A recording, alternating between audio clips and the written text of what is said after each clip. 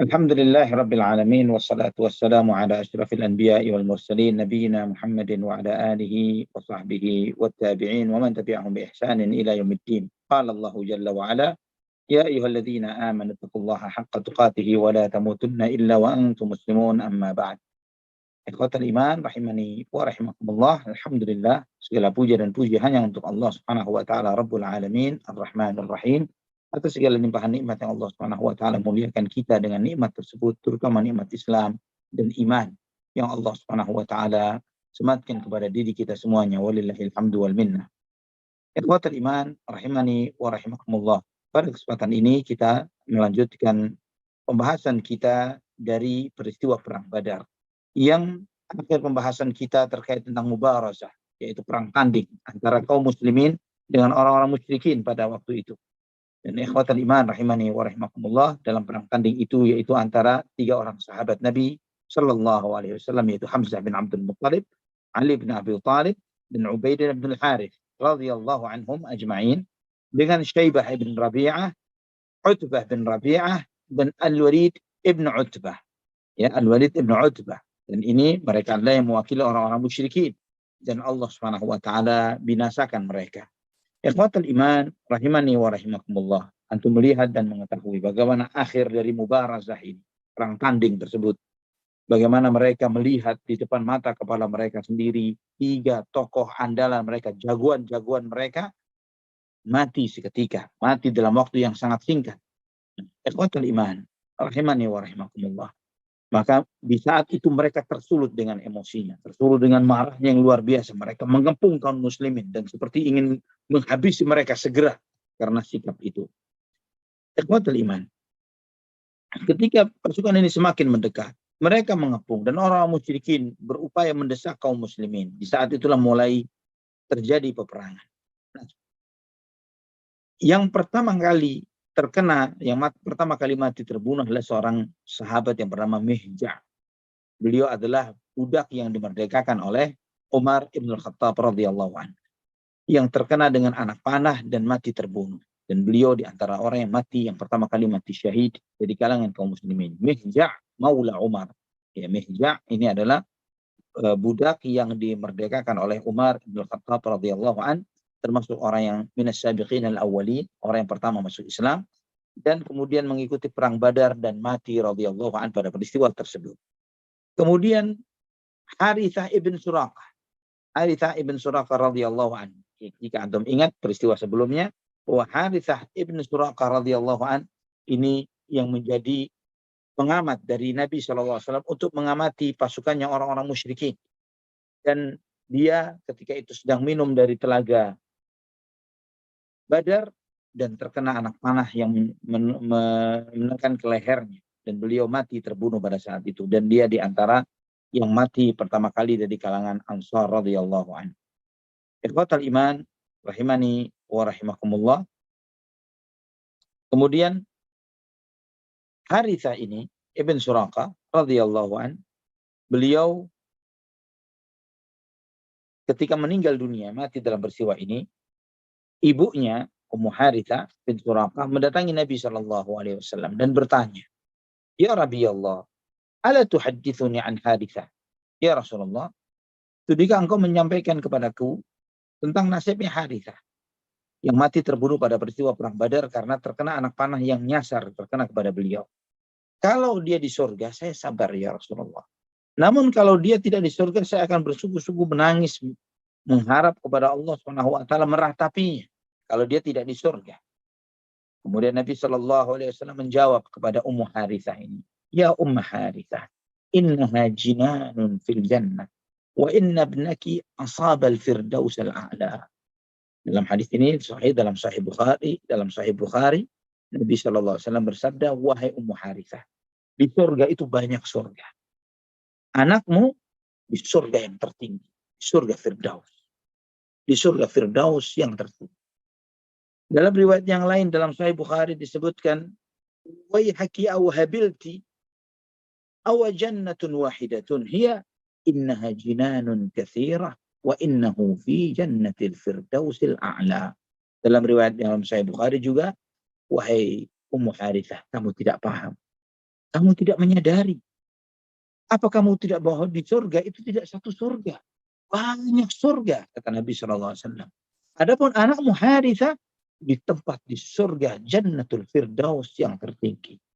Ikhwatal iman rahimani wa rahimakumullah. Ini menunjukkan kepada kita keutamaan mereka yang hadir pada peristiwa perang Badar. Karena antum melihat Harithah radhiyallahu anhu, dia ini belum ikut dalam kecamuk perang Badar. Beliau radhiyallahu an masih di pinggirannya, mati sedang minum.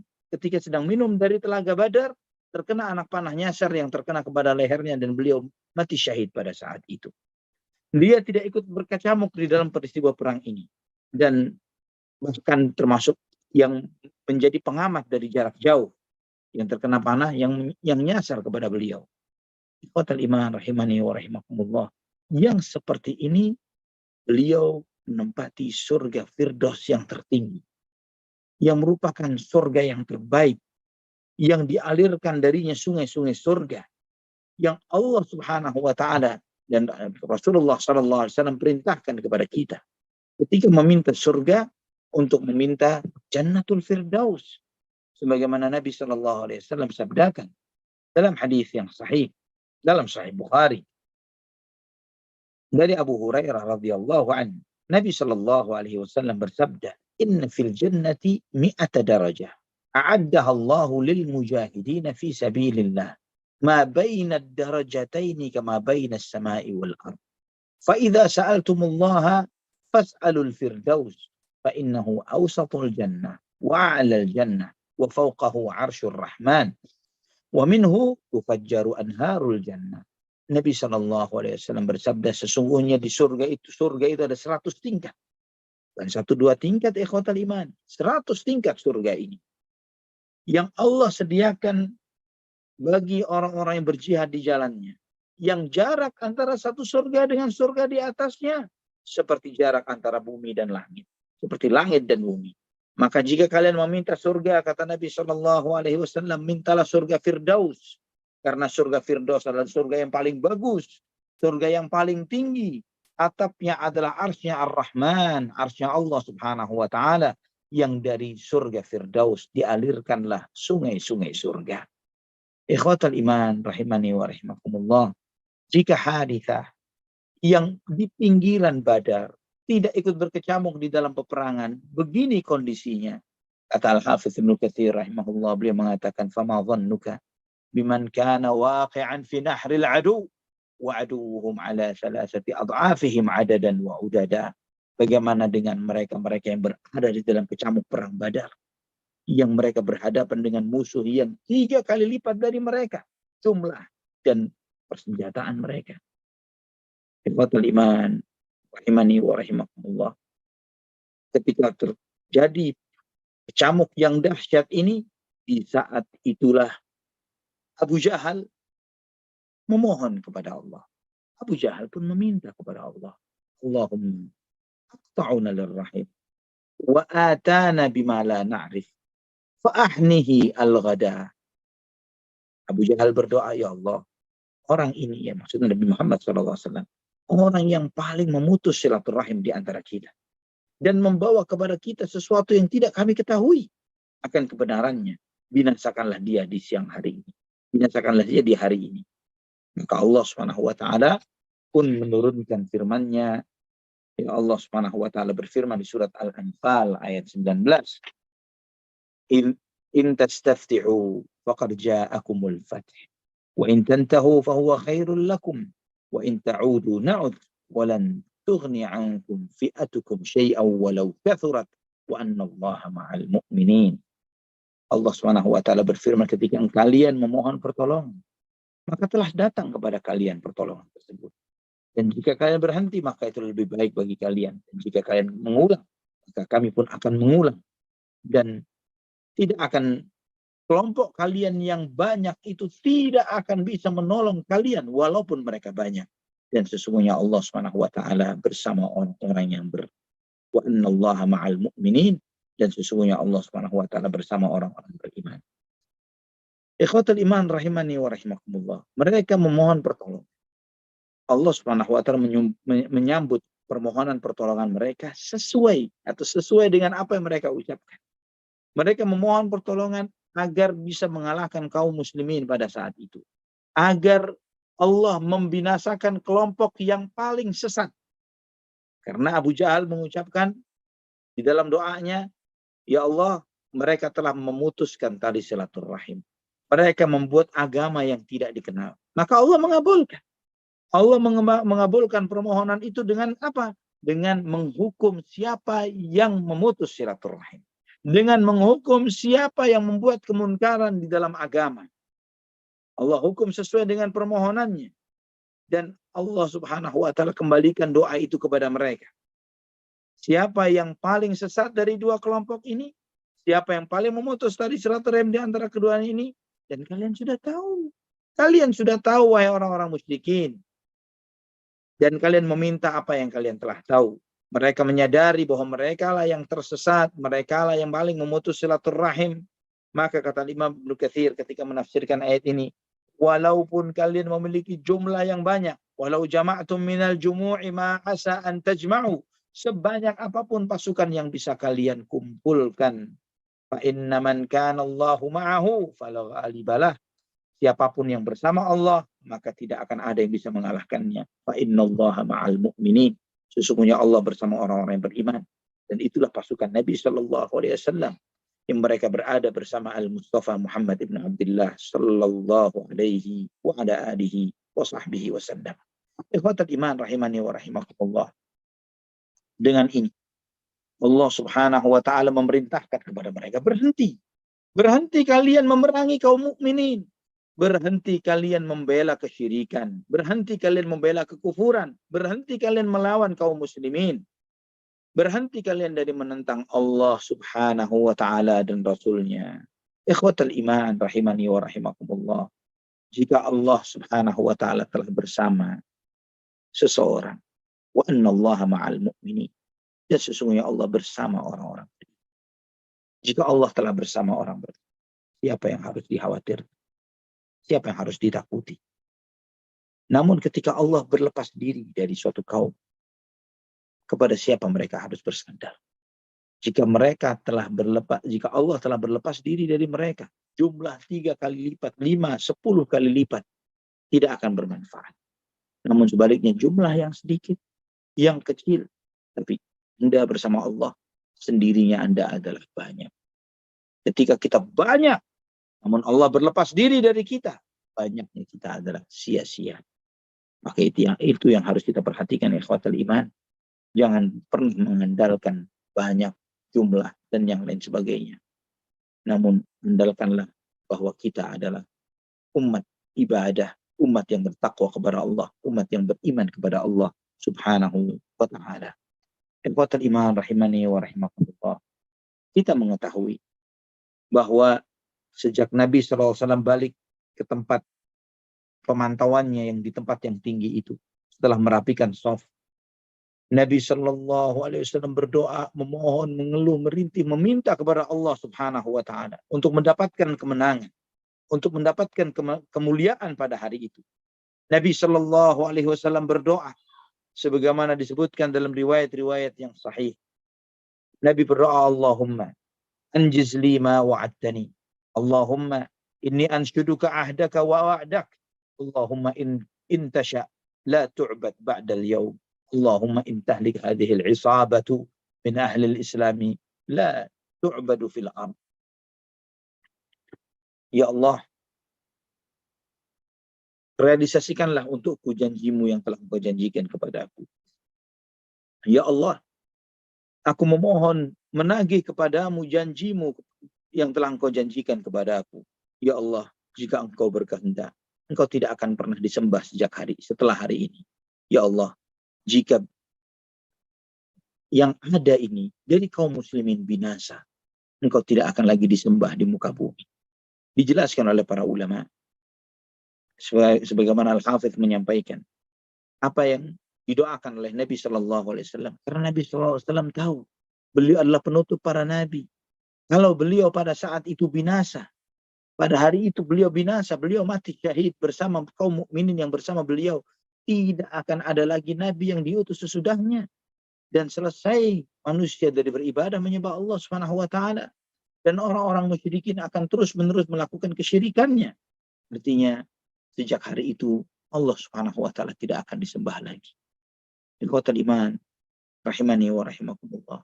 Nabi sallallahu alaihi wasallam bersungguh-sungguh di dalam doanya, mengangkat tangannya ke atas menghadap ke kiblat sampai selendang Nabi SAW jatuh dari pundak beliau sallallahu alaihi wasallam. Maka Abu Bakar pun dengan penuh mengasihi menyayangi Nabi sallallahu alaihi wasallam. Beliau mengasihani Rasulullah sallallahu alaihi wasallam, mendampingi Nabi, membesarkan hati Nabi sallallahu alaihi wasallam, memeluk Nabi sallallahu alaihi wasallam dari belakang untuk menenangkan hati Nabi sallallahu alaihi wasallam, dan membetulkan selendang beliau, membetulkan jubah beliau Nabi sallallahu alaihi wasallam dengan mengatakan, hasbuka ya Rasulullah, al-ahda ala rabbik fa innahu sayanjizu laka ma wa'adak. Ya Rasulullah, seperti ini engkau meminta kepada Allah, seperti ini engkau meminta kepada Tuhanmu, Allah Subhanahu wa taala pasti merealisasikan apa yang telah Allah Subhanahu wa taala janjikan kepadamu. Nabi sallallahu alaihi wa ala alihi wa sahbihi wasallam pada saat itu beliau menengadahkan kedua tangannya kepada Allah. Permohonan, permintaan seorang nabi, mengeluhnya seorang hamba, doanya orang yang terdesak, yang memohonkan syafaat untuk kelompok sedikit yang sedang dikepung dalam kondisi kritis dan krisis seperti itu. Nabi sallallahu alaihi wasallam yang mendatang membawa kebaikan untuk umat ini. Beliau sallallahu alaihi wasallam menyampaikan di dalam doanya apa yang menjadi kebutuhan yang mendesak pada saat itu, yang mereka keluar untuk membela la ilaha illallah, untuk membela tauhid. Ikhwatal iman rahimani wa rahimakumullah.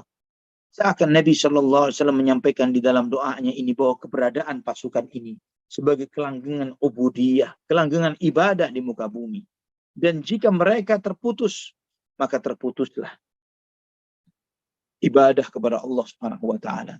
Dan dari situ juga Nabi sallallahu alaihi wasallam menunjukkan kepada kita bahwa umat ini adalah umat ibadah.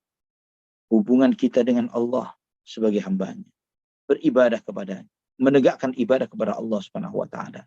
Andai kata hubungan ini terputus antara kita dengan Allah Subhanahu wa taala, hilang kita dari ibadah kepada Allah Subhanahu wa taala, maka seperti kita kehilangan kehidupan. Seperti kita kehilangan eksistensi kita sebagai hamba Allah Subhanahu wa taala. Tidak ada lagi hak bagi Allah untuk menolong kita. Seperti kondisi umat-umat yang lain. Jika umat Muhammad sallallahu alaihi wasallam berlepas diri dari ibadahnya kepada Allah, maka Allah Subhanahu wa taala menunjukkan sebagaimana Allah tunjukkan kepada umat-umat yang lainnya bagaimana Allah Subhanahu wa taala berlepas diri dari mereka. Dan kita sudah tidak ada lagi nilainya di mata Allah Subhanahu wa taala. Keberadaan kita, kemenangan yang ada pada kita, Allah syaratkan jika kita beribadah kepada Allah Subhanahu wa taala. Sebagaimana yang Allah sampaikan di akhir surat Al-Furqan. Surat Al-Furqan ayat 77. Qul ma ya'ba'u bikum rabbi laula du'aukum faqad kadzdzabtum fasawfa yakunu lizama. Sampaikan wahai Muhammad, Tuhanku tidak akan peduli kepada dirimu jika bukan karena doa, permohonan dan ibadah kalian. Jika bukan karena itu, hanya klaim saja, kalian berdusta. Dan itu akan menjadi suatu ketetapan yang berlangsung terus-menerus bagi Allah Subhanahu wa taala bagi kalian. Selama kalian beribadah, selama itu juga Allah akan menolong kalian ketika kalian berdoa, memohon kepadanya. Di saat itulah Allah akan menurunkan pertolongannya. Namun ketika kalian lepas dari ibadah, Allah Subhanahu wa taala pun lepas dari kalian. Ikhwatal iman rahimani wa rahimakumullah. Al-Hakim An-Nasa'i meriwayatkan dengan sanad yang hasan dari Ali bin Abi Thalib radhiyallahu anhu. Ketika terjadi peristiwa perang Badar, saya berperang dengan peperangan ini, melawan sana dan sini. Kemudian saya bergegas balik untuk melihat bagaimana keadaan Nabi Shallallahu Alaihi Wasallam, bagaimana kondisi beliau. Dan ternyata saya dapati beliau sedang sujud, berdoa, memohon kepada Allah dengan seruan Ya Hayyu Ya Qayyum, Ya Hayyu Ya Qayyum. Tidak lebih dari itu. Tidak lebih dari Ya Hayyu Ya Qayyum. Kemudian aku balik lagi berperang. Sedemikian pula, aku kemudian balik melihat kondisi Nabi Shallallahu Alaihi Wasallam, ingin mengetahui bagaimana keadaan beliau. Dan ternyata beliau masih sujud dan meminta kepada Allah, ya Hayyu ya Qayyum, ya Hayyu ya Qayyum. Terus demikian. Aku balik lagi berperang. Dan kemudian aku balik lagi untuk melihat Nabi SAW dan beliau masih di dalam sujudnya. Dan demikian sampai Allah menurunkan kemenangannya. Dan dalam hal ini Allah Subhanahu wa taala turunkan firman-Nya di surat Al-Anfal ayat 9. إِذْ تَسْتَغِيثُونَ رَبَّكُمْ فَاسْتَجَابَ لَكُمْ أَنِّي مُمِدُّكُمْ بِأَلْفٍ مِّنَ الْمَلَائِكَةِ مُرْدِفِينَ. Ingatlah ketika kalian memohon pertolongan kepada Tuhan kalian dengan sangat dan Allah mengabulkan permohonan kalian. Sesungguhnya aku menurunkan kepada kalian 1000 orang malaikat yang turun untuk menolong kalian. Ikhwatal iman, rahimani wa rahimakumullah. Murdifin artinya rombongan demi rombongan. Ya, rombongan malaikat ini Allah sebutkan pada awalnya adalah 1000. Namun nanti insya Allah kita akan bahas berapa banyak malaikat itu akan turun.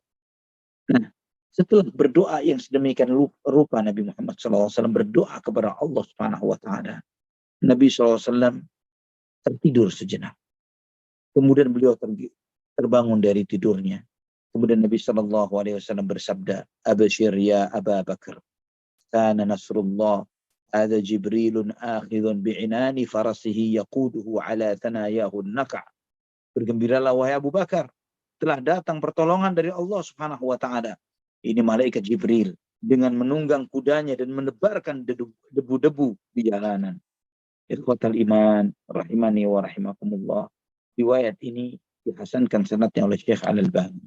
Dalam riwayat yang lain disebutkan dalam Sahih Bukhari, ada Jibril akhidun bi ra'si farasihi alaihi adatul harb. Ini Jibril dengan menunggangi kudanya dengan membawa peralatan perlengkapan perang. Ikhwatal iman, rahimani wa rahimakumullah. Datang pertolongan Allah Subhanahu wa taala. Allah turunkan bala tentaranya. Allah kokohkan, kuatkan hati orang-orang beriman. Allah Subhanahu wa taala wahyukan kepada para malaikat yang turun bersama orang-orang beriman. Inni ma'akum fathabbitul ladzina amanu sa'ulqi fi qulubil ladzina kafarur ru'ba fadribu fawqal a'naqi wadribu minhum kulla banan. Allah berfirman kepada para malaikat, aku bersama kalian, maka teguhkanlah hati orang-orang yang beriman, dan aku akan tanamkan ke dalam hati orang-orang kafir itu rasa takut, maka pukullah di atas leher-leher mereka dan pukullah urat-urat jantung mereka. Surat Al-Anfal ayat 12. Ikhwatul iman, rahimani wa rahimakumullah. Kondisi yang mencekam, kondisi yang menakutkan. Allah Subhanahu wa taala menyampaikan kepada para malaikat bahwa Allah bersama mereka di dalam peperangan ini. Kebersamaan Allah Subhanahu wa taala bersama para malaikat artinya Allah membela mereka, Allah menolong mereka, Allah Subhanahu wa taala melindungi mereka. Ikhwatul iman, rahimani wa rahimakumullah. Turut sertanya para malaikat di dalam peperangan ini. Sesuatu yang menjadi ketetapan Allah Subhanahu wa taala. Sesuatu yang telah Allah firmankan di dalam ayat-ayatnya. Sesuatu yang harusnya kita imani dan yakini. Kita mengimani sebagaimana yang Allah Subhanahu wa taala sampaikan bahwa Allah Subhanahu wa taala menurunkan malaikat-malaikatnya untuk membela kaum mukminin. Allah Subhanahu wa taala bersama para malaikatnya dan orang-orang beriman pada saat itu. Ikhwatal iman, rahimani wa rahimakumullah. Pasukan yang sedikit dengan pertolongan para malaikat. Dengan Allah Subhanahu wa taala menyampaikan kepada para malaikat itu bahwa Allah bersama mereka. Ini sesuatu yang dahsyat, sesuatu yang besar, sesuatu yang ketika Allah bersama suatu kaum, suatu masyarakat, maka tidak ada siapapun yang bisa menghadapi mereka. Dan ini mengajarkan satu akidah kepada kita yang beriman, bahwa kebersamaan Allah dengan makhluknya tidak sama dengan kebersamaan kita dengan kita yang lainnya. Saya ingin jelaskan sedikit, bahwa sebagian orang mengira bahwa Ahlus Sunnah wal Jamaah, Salafiyun, di dalam akidah mereka ini atau kita ini dianggap mentakwilkan sifat Allah bahwa Allah bersama kita. Dengan kita katakan maksudnya Allah bersama kita dengan ilmunya. Allah mendengar dan melihat. Perlu dipahami bahwa kebersamaan Allah, wallahu ma'akum aynama kuntum wa huwa ma'akum aynama kuntum, Allah bersama kalian dimanapun kalian berada, ini adalah sesuai dengan hakikatnya. Bukan ditakwilkan, bahwa maksudnya adalah Allah bersama kita dengan ilmunya. Tapi hakikatnya Allah bersama kita. Dan ini tidak menafikan bahwa Allah Subhanahu wa taala bersemayam di atas arsy. Karena bersama ini di dalam bahasa, perlu dipahami dulu di dalam bahasa. Ketika kita mengatakan bahwa saya ingin minum susu sama kopi. Sama kopi, artinya susu dicampur dengan kopi. Bahwa di situ kata sama di sini adalah sesuatu yang bercampur satu dengan yang lainnya. Kopi susu. Ya, dicampurkan. Ini makna bersama yang pertama dalam bahasa. Kemudian bahasa yang kedua, kata bersama yang kedua di dalam bahasa. Kita mengatakan bahwa Taufik berjalan bersama Kang Zaid. Taufik berjalan bersama Kang Zaid. Nah, di sini kita mengetahui apa? Bahwa mereka berjalan beriringan. Dan kemudian yang ketiga, kata bersama di dalam bahasa. Ketika ada seorang panglima perang mengatakan, berangkatlah kalian, hadapi musuh-musuh itu, aku bersama kalian. Sedangkan panglima itu, dia ada di posnya. Dia mengamati dengan teropongnya. Dia melihat, mengawasi, dan melihat bagaimana gerak-gerik musuh. Tidak bersama dengan, secara fisik tidak bersama dengan pasukannya. Ini 3 kalimat pengertian bersama menurut bahasa. Yang 1 dan 2 adalah 2 hal yang mustahil bagi Allah Subhanahu wa taala. Bersama berarti bercampur. Bersama artinya berduaan dengan jasad dan fisiknya. Ya, ini sesuatu yang mustahil bagi Allah Subhanahu wa taala, sedangkan Allah bersemayam di atas arsy. Tapi bersama yang ketiga, Allah Subhanahu wa taala bersama makhluknya, Allah bersama orang-orang beriman, Allah bersama para malaikat di dalam ayat ini sebagaimana Allah firmankan di surat Al-Anfal ayat 12, Inni ma'akum fasabbitul ladzina amanu. Aku bersama kalian wahai para malaikat, maka teguhkanlah hati orang-orang beriman. Ini Allah bersama para malaikat dengan pertolongannya, dengan perlindungannya, dengan Allah Subhanahu wa taala melihat, Allah Subhanahu wa taala menolong, Allah Subhanahu wa taala mengokohkan. Dan ini bukanlah takwil, tapi ini adalah bagian dari konsekuensi. Bagian dari konsekuensi. Karena ketika Allah bersama kita, konsekuensinya apa? Allah menolong kita. Allah melihat kita. Allah mendengar kita. Allah mengabulkan permohonan-permohonan kita. Ini adalah konsekuensi dari kebersamaan Allah kepada bersama hamba-hambanya yang beriman. Ini bukan takwil. Seperti misalnya ketika seorang mengatakan, aku beribadah mengharapkan wajah Allah Subhanahu wa taala. Sebagian para ulama salaf menyebutkan bahwa maksudnya mengharapkan ridha Allah Subhanahu wa taala. Apakah itu takwil? Bukan takwil, tapi itu adalah min lawazim sifat. Ini konsekuensi dari sifat mengharapkan wajah Allah adalah mendapatkan ridhanya. Jadi itu bukanlah takwil sebagaimana yang dipahami oleh sebagian mereka yang tidak paham dengan istilah para ulama salaf akan hal ini. Ikhwatal iman rahimani wa rahimakumullah.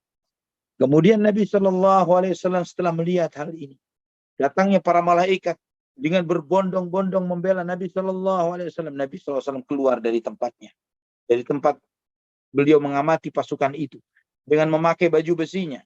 Baju perangnya. Nabi SAW membacakan firman Allah Subhanahu wa taala di dalam surat Al-Qamar ayat 45 dan 46. Sayuhzamul jam'u wa yuwalluna ad-dubur balis sa'atu mau'iduhum was sa'atu adha wa amar. Bahwa pasukan itu akan dikalahkan dan mereka akan lari tunggang langgang. Dan hari kiamat adalah tempat perjanjian bersama mereka. Dan hari kiamat jauh lebih dahsyat dan jauh lebih pahit bagi mereka. Surat Al-Qamar ayat 45. Dan riwayat ini sahih dalam Sahih Bukhari. Sedangkan antum mengetahui, kita telah membahas pembahasan tentang ayat ini pada pertemuan-pertemuan sebelumnya, bahwa ayat ini termasuk ayat-ayat Makkiyah, turun di kota Makkah. Yang Allah berfirman, sayuhzamul jam'u wa yuwalluna ad-dubur, bahwa pasukan yang banyak itu akan kalah dan mereka akan lari tunggang langgang. Ini disampaikan oleh Nabi SAW ketika beliau masih di kota Mekah. Belum ada pemikiran untuk hijrah, belum ada bayangan akan terjadi peperangan, tapi Allah Subhanahu wa taala telah menyampaikan bakal terjadinya peristiwa perang Badar dan mereka akan mati semuanya di sana. Allahu Akbar.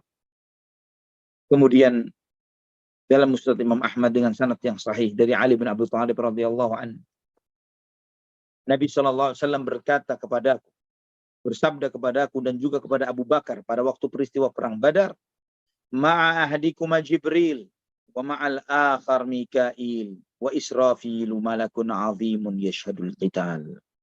Nabi SAW bersabda kepadaku dan kepada Abu Bakar, bersama salah seorang di antara kalian ada malaikat Jibril, dan bersama yang lainnya malaikat Mikail. Adapun malaikat Israfil, malaikat yang sangat besar yang sedang menyaksikan terjadinya peperangan ini. Riwayatnya sahih dalam Musnad Imam Ahmad. Ikhwatul iman rahimani wa rahimakumullah. Berapa jumlah malaikat yang diturunkan oleh Allah Subhanahu wa taala pada peristiwa perang Badar? Allah Subhanahu wa taala berfirman di surat Ali Imran ayat 123 sampai 126. Allah Subhanahu wa taala berfirman, "Walaqad nasarakumullahu bi Badr wa antum adillah. Fattaqullaha la'allakum tashkurun. إذ تقول للمؤمنين ألن يكفيكم أن يمدكم ربكم ب3,000 من الملائكة منزلين فلا إن تصبروا وتتقوا يأتوكم من فوركم هذا يمددكم ربكم ب5,000 من الملائكة مسومين وما جعله الله إلا بشرى لكم ولتطمئن قلوبكم به وما النصر إلا من عند الله العزيز الحكيم." Dan Allah Subhanahu wa taala telah menolong kalian pada waktu peristiwa perang Badar ketika kalian dalam kondisi lemah.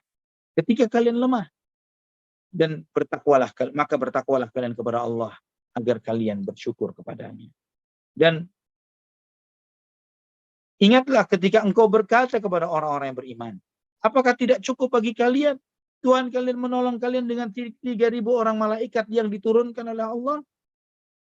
Bahkan jika kalian bersabar dan bertakwa dan kalian bergegas turun di medan perang, maka Allah Tuhan kalian akan menolong kalian dengan 5.000 orang malaikat yang mereka diberikan tanda oleh Allah Subhanahu wa taala.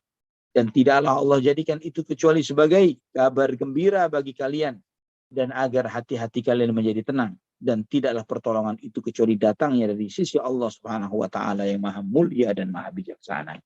Ikhwatal iman rahimani wa rahimakumullah. Al-Hafidz Ibnu Katsir ketika menjelaskan ayat-ayat ini, beliau menyampaikan, para ulama berselisih tentang janji yang Allah sampaikan ini. Apakah itu terjadi pada waktu peristiwa perang Badar atau perang Uhud? Ya, dari dua pendapat ini. Dan pendapat yang sahih kata beliau, bahwa Allah berfirman, "Idz taqulu lil mu'minin." Ingatlah ketika engkau berkata kepada orang-orang beriman. Ini terkait dengan firman Allah di awal ayat sebelumnya 123, "Walaqad nasarakumullahu bi Badr." Dan Allah telah menolong kalian pada waktu peristiwa perang Badar. Ini menunjukkan bahwa ayat-ayat ini turun terkait tentang peristiwa perang Badar. Sebagaimana diriwayatkan dari Al-Hasan Al-Basri, Amir Asy-Sya'bi, Ar-Rabi' bin Anas dan yang lainnya, dan itu juga yang disampaikan oleh Al-Imam Ibnu Jarir di dalam tafsirnya. Abbad bin Mansur meriwayatkan dari Al-Hasan Al-Basri dalam firman Allah ini, "Idz taqulu lil mu'minina alan yakfiyakum an yumiddakum rabbukum bi 3,000 minal malaikah." Dan ingatlah ketika engkau berkata kepada orang-orang beriman, apakah tidak cukup bagi kalian Allah menolong kalian dengan 3.000 orang malaikat? Imam Hasan Al-Basri mengatakan, "Hadza yaum Badar." Ini adalah peristiwa perang Badar.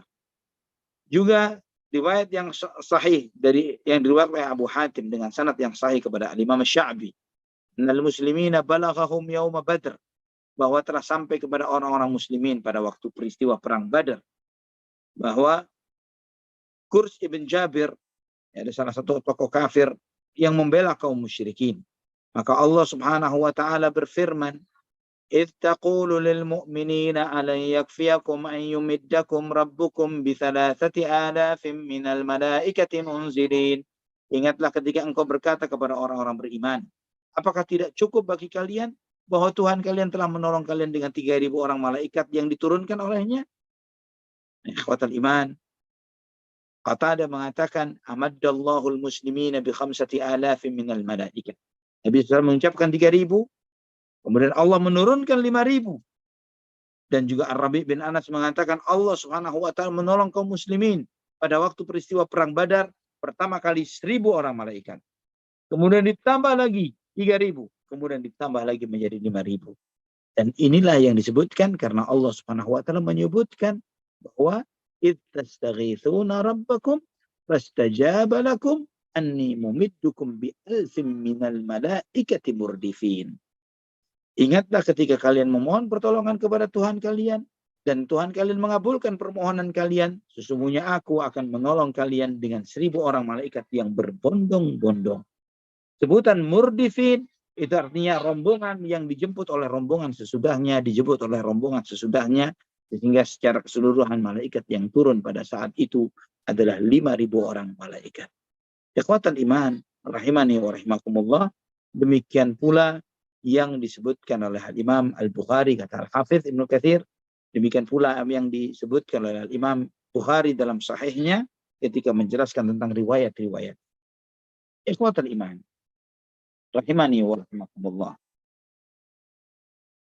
Kemudian Nabi Shallallahu Alaihi Wasallam memberikan motivasi kepada para sahabatnya pada saat itu agar mereka turun ke medan perang.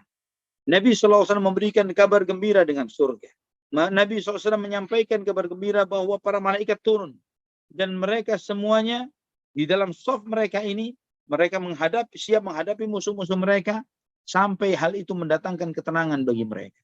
Dan sebagaimana antum mengetahui dalam riwayat-riwayat sebelumnya, Allah berikan rasa kantuk kepada sebagian orang beriman untuk menanamkan ketenangan di dalam hati mereka dan mengokohkan iman mereka.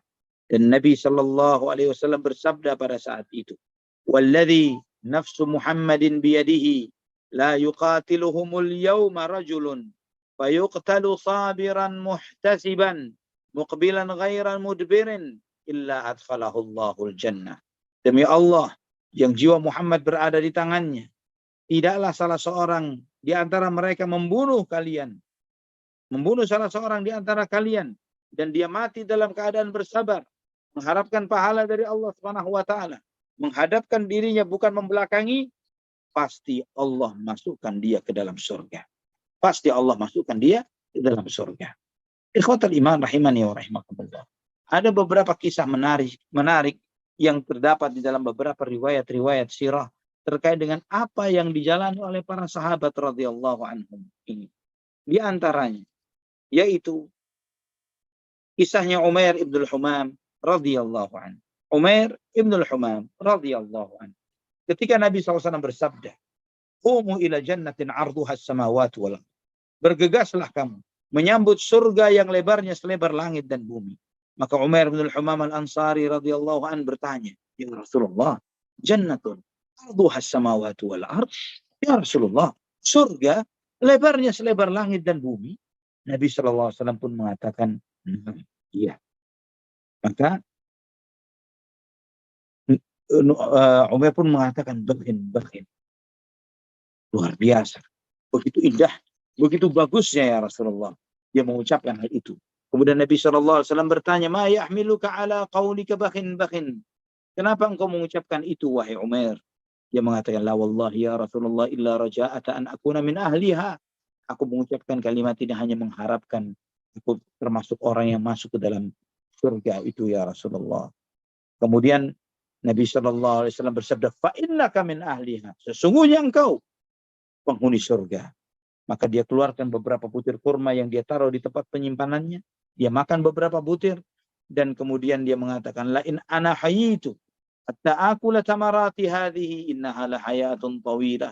Andai kata aku masih hidup ya Rasulullah untuk bertahan hidup sampai aku menghabiskan semua bekal kurmaku ini, itu adalah kehidupan yang sangat lama ya Rasulullah. Lama sekali. Maka dia lemparkan sisa kurma itu. Dan dia menerjangkan dirinya kepada musuh. Dengan pedangnya dia membunuh sebagian dari mereka dan dia mati terbunuh. Radhiyallahu anhu wa arda. Maka ikhwatal iman rahimani wa rahimakumullah. Kata Al-Hafidz Ibnu Hajar ketika menyebutkan tentang kisah Umair bin al-Humam radhiyallahu an ini, beliau mengatakan bahwa itulah cintanya para sahabat. Cintanya para sahabat di dalam membela Islam. Harapan mereka untuk mati syahid di jalan Allah Subhanahu wa taala dan mengharapkan ridhanya Allah Subhanahu wa taala. Dan di dalam medan perang seperti ini dijelaskan oleh para ulama, di antaranya Imam Nawawi menyebutkan, ketika berkecamuknya perang yang dahsyat seperti ini, antum mengetahui jumlah kaum muslimin yang minim, jumlah orang-orang musyrikin yang banyak, dan kaum muslimin menjerumuskan dirinya, menceburkan dirinya di medan peperangan yang seperti ini, walaupun kemungkinan besarnya mati syahid, itu tetap benar dan dibenarkan. Tetap benar dan dibenarkan. Ikhwatal iman. Kemudian Nabi Shallallahu Alaihi Wasallam mengambil pasir dengan segenggam tangannya. Dan kemudian Nabi Shallallahu Alaihi Wasallam menghadapkan wajahnya kepada orang-orang kafir itu dengan menaburkan pasir itu kepada mereka. Dengan mengatakan syahatil wujuh. Jeleklah wajah-wajah kalian. Buruklah wajah-wajah kalian. Dilemparkan segenggam pasir itu ke wajah mereka. Maka setiap 1000 pasukan itu, setiap matanya terkena debu ini.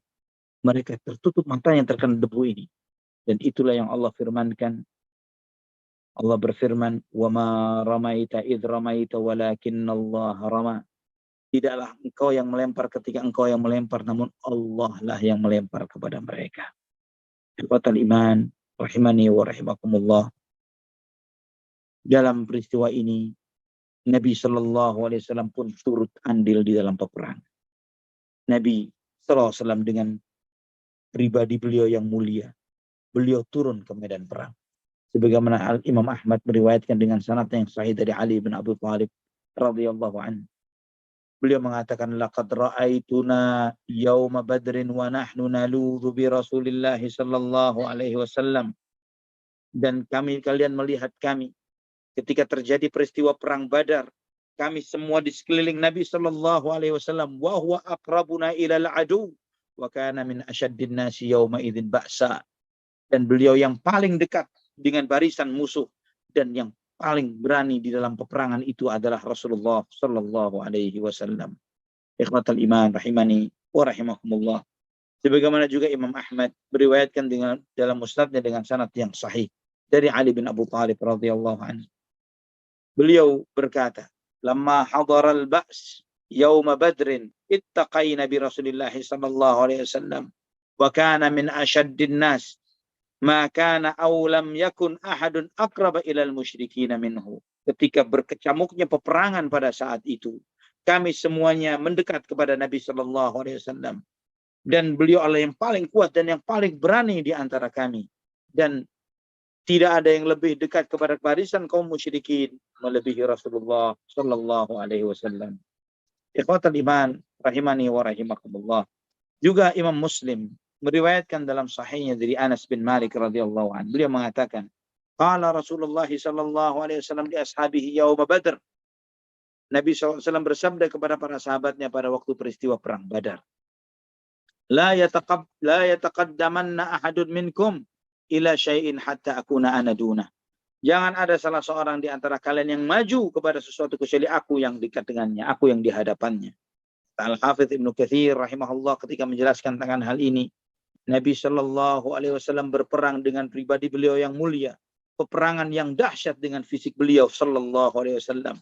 Demikian pula dengan Abu Bakar As-Siddiq radhiyallahu an. Sebagaimana keduanya di atas tempat pengawasan pasukan perang, mereka bersungguh-sungguh dengan doa permohonan kepada Allah Subhanahu wa taala. Kemudian Nabi sallallahu alaihi wasallam turun memberikan motivasi kepada kaum muslimin untuk berjihad dan berperang, dan mereka menceburkan diri mereka berperang. Wa qatala bil abdani jami'an bainal maqamaini syarifain. Maka mereka berperang dengan sungguh-sungguh. Nabi SAW kemudian Abu Bakar As-Siddiq radhiyallahu an, mereka bersungguh-sungguh dengan peperangan itu dengan fisiknya sebagaimana mereka sebelumnya bermunajat kepada Allah Subhanahu wa taala dengan bersungguh-sungguh di dua kondisi yang termulia. Kondisi ubudiyah, kondisi ibadah kepada Allah, dan kondisi jihad fisabilillah. Mereka berdua, Nabi sallallahu alaihi wasallam dan Abu Bakar As-Siddiq radhiyallahu an, berada pada posisi yang terbaik. Ikhwatul iman, rahimani wa rahimakumullah. Dan kepahlawanan para sahabat sedemikian banyaknya yang Allah Subhanahu wa taala tunjukkan, yang kita membacanya di dalam riwayat-riwayat yang sahih. Bagaimana perjuangan para sahabat radhiyallahu anhum, sikap-sikap kepahlawanan para sahabat yang insya Allah kita akan membahasnya pada kajian yang akan datang. Kita akan melihat sikap-sikap kepahlawanan para sahabat pada waktu peristiwa perang Badar. Kita akan melihat bagaimana Zubair bin Al-Awwam radhiyallahu anhu pada saat itu Kita akan melihat Sa'ad ibn Abi Waqqas radhiyallahu an pada saat itu. Kita akan melihat bagaimana Abu Ubaidah bin Al-Jarrah radhiyallahu an pada saat itu. Kita akan melihat Hamzah bin Abdul Muttalib radhiyallahu an pada saat itu. Dan kita akan melihat bagaimana para malaikat yang turun pada saat itu di dalam peristiwa-peristiwa perang Badar. Ikhwatal iman rahimani wa rahimakumullah. Juga kita akan melihat bagaimana lari dan tunggang langgangnya iblis setelah menipu orang-orang musyrikin dengan memotivasi mereka untuk menyerbu pasukan kaum muslimin. Ketika iblis dengan tipuannya memotivasi orang-orang musyrikin untuk menghadapi kaum muslimin, namun setelah melihat rombongan pasukan malaikat yang datang, maka iblis pun lari tunggang langgang dengan mengatakan, inni ara ma la taraun, aku melihat, inni bari'um minkum inni ara ma la tarawna inni akhafullah, sesungguhnya aku berlepas diri dari kalian wahai orang-orang musyrikin Quraisy, aku melihat apa yang tidak kalian lihat, aku takut kepada Allah Subhanahu wa taala.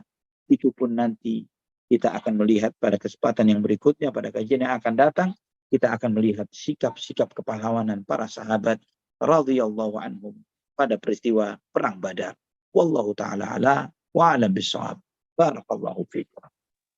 Masya Allah, barakallahu fiik Ustazuna. Alhamdulillah sangat menarik sekali dan selalu menarik untuk kisah-kisah Nabi SAW berikut para sahabatnya, terlebih di kondisi-kondisi perang Badar ini. Masya Allah, sangat pelajaran yang sangat berharga sekali bagi kita semua. Dan alhamdulillah kita sudah memasuki ke sesi 2, yang ini sesi tanya jawab. Dan bagi jamaah yang ingin bertanya, disilahkan untuk bertanya melalui WA maupun juga bertanya secara interaktif dengan cara raise terlebih dahulu. Nanti insya Allah oleh panitia akan dibantu untuk di unmute mikrofonnya. Baik, untuk pertanyaan pertama melalui WA, Bismillahirrahmanirrahim. Mohon nasihatnya ya Ustazuna, apabila suami bekerja di lembaga riba dan dia sudah diberikan nasihat bahwa pekerjaannya menghasilkan harta yang haram, namun dia belum ada niatan untuk meninggalkan pekerjaan tersebut. Bagaimana sikap sang istri? Apakah tetap menerima nafkah dari suaminya tersebut walau tahu bahwa hartanya haram, ataukah berusaha mencari pendapatan lain yang halal? Apa akibatnya bila untuk biaya hidup sehari-hari, biaya sekolah dan lain-lainnya masih bersumber dari harta pekerjaan riba tersebut? Demikian ya Ustazuna, barakallahu fikum, jazakumullahu khairan. Wa jazakumullahu khairan. Ikhwatul iman rahimani wa rahimakumullah. Ketika suami masih melakukan atau masih bekerja di lembaga-lembaga riba dan Anda ingin menasihatinya, maka nasihatilah dengan cara yang baik. Tunjukkanlah kalau ayat-ayat atau hadis-hadis Nabi SAW yang menjelaskan tentang bahaya riba. Ancaman yang sangat besar. Hilangnya keberkahan dalam harta dan rumah tangga. Ingatkan dengan cara yang ma'ruf. Doakan juga. Doakan, minta kepada Allah Subhanahu wa taala agar Allah Subhanahu wa taala memberikan hidayahnya kepada suami Anda. Kemudian terkait dengan Anda sendiri yang menerima nafkah dari sang suami. Dalam kondisi yang seperti ini, dijelaskan oleh para ulama, Anda berhak untuk mengambil nafkah itu untuk hal yang sifatnya darurat saja. Jadi hal yang melangsungkan, menjaga kelangsungan hidup saja, tidak lebih. Ketika hal-hal yang bersifat lebih, Anda tidak berhak untuk mengambilnya karena itu adalah harta yang haram. Itu adalah harta yang haram. Dan ingatkan bahwa diamnya sang suami di dalam hal ini, ketika dia melakukan hal tersebut dan tidak mau bertaubat, itu adalah dosa besar. Dosa besar yang akan dia tanggung, dan bagaimana dia menumbuhkan daging keluarganya di dalam hal tersebut. Ya, lahmun nabata min suhdin an-naru aula bih. Daging yang tumbuh dari yang haram, neraka lebih layak bagi, atau api lebih layak bagi daging tersebut. Ingatkan dengan nas-nas ini. Ingatkan bahwa Allah tidak akan mengabulkan doa orang yang bersumber pendapatannya dari sumber-sumber yang haram. Tidak akan berkah doa ibadahnya, akan kehilangan perasaan khusyuk di dalam beribadah kepada Allah, tidak merasakan ketenangan di dalam ibadah, dan banyak lagi madarat-madarat besar akibat mengkonsumsi harta riba. Terlebih lagi nanti di yaumul akhir Allah Subhanahu wa taala mengumumkan perang terhadapnya. Allahul musta'an. wala haula wala quwata illa billah. Anda hanya berhak terkait dengan pendapatan yang bersifat pengeluaran yang bersifat pokok saja, hal-hal yang bersifat darurat untuk menjaga kelangsungan hidup Anda. Adapun ekstranya mungkin Anda mendapatkannya dari sumber yang lain. Wallahu a'lam bishawab. Barakallahu fiikum. Baik, barakallahu fiik. Untuk selanjutnya pertanyaan masih melalui WA. Bismillahirrahmanirrahim. Barakallahu fikum wa amwalikum wa ahlikum ustazuna. Mulai dari fiikum. Apakah lafaz istighosah Rasulullah Shallallahu Alaihi Wasallam tadi tidak boleh diucapkan oleh seorang hamba setelah beliau, yaitu lafaz tidak ada yang menyembahmu kalau kami binasa hari ini? Demikian Ustaz pertanyaannya. Nah, itu tidak boleh. Itu hanya khusus untuk Rasulullah Shallallahu Alaihi Wasallam karena Allah Subhanahu Wa Taala menyampaikan kepada beliau bahwa tidak ada nabi yang diutus sesudah Nabi Muhammad SAW. Adapun kita bukanlah orang mukmin terakhir di muka bumi. Ya, kita bukanlah orang mukmin terakhir.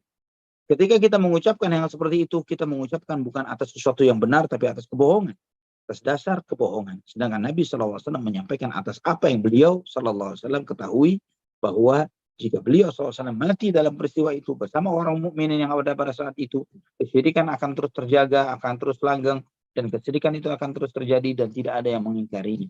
Maka kemusyrikan akan terus ada dan tidak ada yang mentauhidkan Allah Subhanahu wa taala lagi di muka bumi, karena tidak ada nabi lain setelah Nabi Muhammad sallallahu alaihi wasallam. Wallahu a'lam bishawab.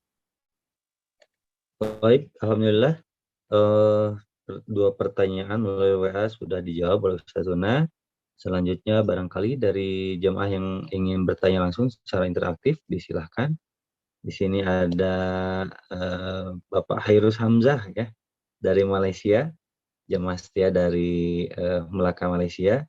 Silakan jika ingin bertanya. Ataupun juga Rozana Murukoya, silakan. Tadi sempat Ana baca ada Ibu Ida Rashad di Swedia ya. Masya Allah. Tapi rupanya mungkin terputus jaringannya.